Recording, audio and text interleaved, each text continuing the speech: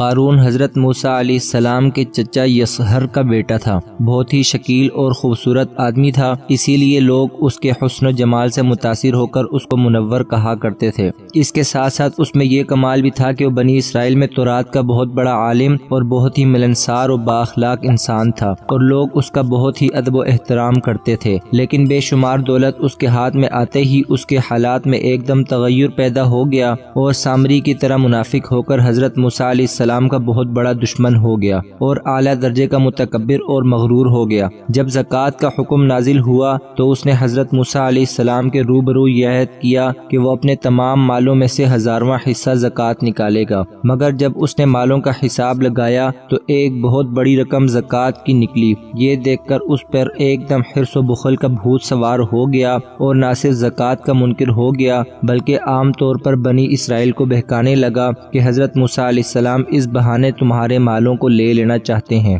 یہاں تک کہ حضرت موسیٰ علیہ السلام سے لوگوں کو برگشتہ کرنے کے لیے اس خبیث نے یہ گندی اور گھناؤنی چال چلی کہ ایک عورت کو بہت زیادہ مال و دولت دے کر آمادہ کر لیا کہ وہ آپ پر بدکاری کا الزام لگائے۔ چنانچہ عین اس وقت جب کہ حضرت موسیٰ علیہ السلام واعظ فرما رہے تھے، قارون نے آپ کو ٹوکا کہ فلانی عورت سے آپ نے بدکاری کی ہے۔ حضرت موسیٰ علیہ السلام نے فرمایا کہ اس عورت کو میرے سامنے لاؤ۔ چنانچہ وہ عورت بلائی گئی تو حضرت موسیٰ علیہ السلام نے فرمایا کہ اے عورت، اس اللہ کی قسم جس نے بنی اسرائیل کے لیے دریا کو پھاڑ دیا اور عافیت و سلامتی کے ساتھ دریا کے پار کرا کر فرعون سے نجات دی، سچ سچ کہہ دے کہ واقعہ کیا ہے۔ حضرت موسیٰ علیہ السلام کے جلال سے عورت سہم کر کانپنے لگی اور اس نے مجمع عام میں صاف صاف کہہ دیا کہ اے اللہ عز و جل کے نبی، مجھ کو قارون نے کثیر دولت دیکھ کر آپ پر بہتان لگانے کے لیے آمادہ کیا ہے۔ اس وقت حضرت موسیٰ علیہ السلام آپ دیدہ ہو کر سجدہ شکر میں گر پڑے اور بحالت سجدہ آپ نے یہ دعا مانگی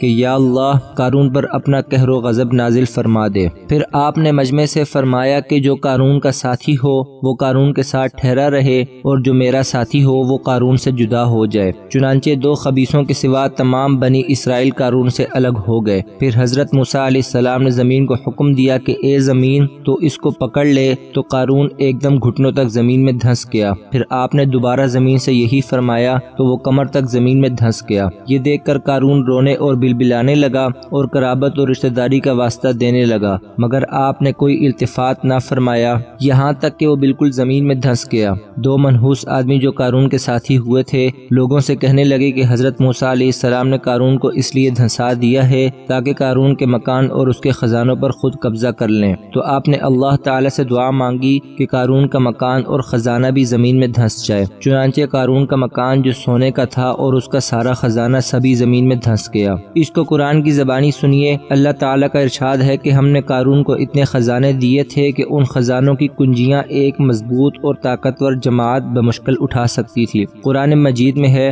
ان قارون کان من قوم موسیٰ فبغى علیہم وآتیناہ من الکنوز ما ان مفاتحہ لتنوء بالعصبۃ اولی القوہ۔ بے شک قارون موسیٰ کی قوم سے تھا، پھر اس نے قوم پر زیادتی کی اور ہم نے اس کو اتنے خزانے دیے جن کی کنجیاں اٹھانا ایک طاقتور جماعت پر بھاری تھیں۔ حضرت موسیٰ علیہ السلام نے قارون کو جو نصیحت فرمائی وہ یہ ہے کہ جس کو قرآن مجید نے بیان فرمایا ہے، اسی خیر خواہی والی نصیحت کو سن کر قارون حضرت موسیٰ علیہ السلام کا دشمن ہو گیا۔ غور کیجئے کہ کتنی مخلصانہ اور کس قدر پیاری نصیحت ہے جو حضرت موسیٰ علیہ السلام کے ساتھ ساتھ ساری قوم قارون کو سناتی رہی ہے کہ اذ قال له قومه لا تفرح ان اللہ لا يحب الفرحین وابتغ فیما آتاک اللہ الدار الآخرۃ ولا تنس نصیبک من الدنیا واحسن کما احسن اللہ الیک ولا تبغ الفساد فی الارض ان اللہ لا يحب المفسدین۔ ترجمہ ہے اس کا، جب اس سے اس کی قوم نے کہا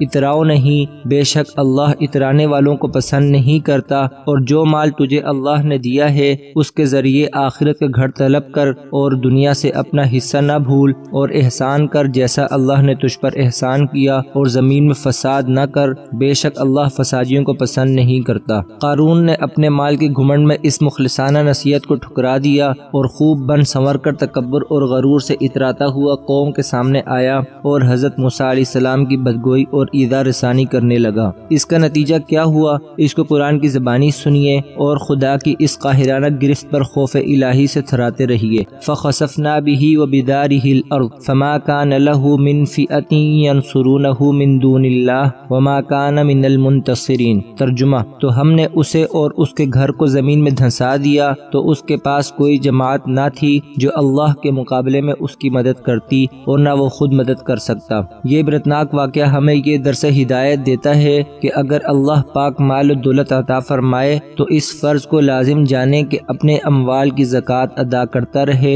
اور ہرگز اپنے مال و دولت پر غرور اور گھمنڈ کر کے نہ اترائے، کیونکہ اللہ تعالیٰ ہی دولت دیتا ہے اور جب وہ چاہتا ہے پل بھر میں دولت چھین بھی لیتا ہے۔ ہر وقت اس کا دھیان رکھتے ہوئے تواضع اور انکساری کی عادت رکھے اور ہرگز کبھی انبیاء و اولیاء و صالحین کی ایذا رسانی و بدگوئی نہ کرے کہ ان مقبولان بارگاہ الہی کی دعا اور بددعا سے وہ ہو جایا کرتا ہے جس کا لوگ تصور اور خیال بھی نہیں کر سکتے۔ اللہ تعالیٰ سے دعا ہے کہ مجھے اور آپ کو اس پر عمل کرنے کی توفیق عطا فرمائے۔ آمین ثم آمین۔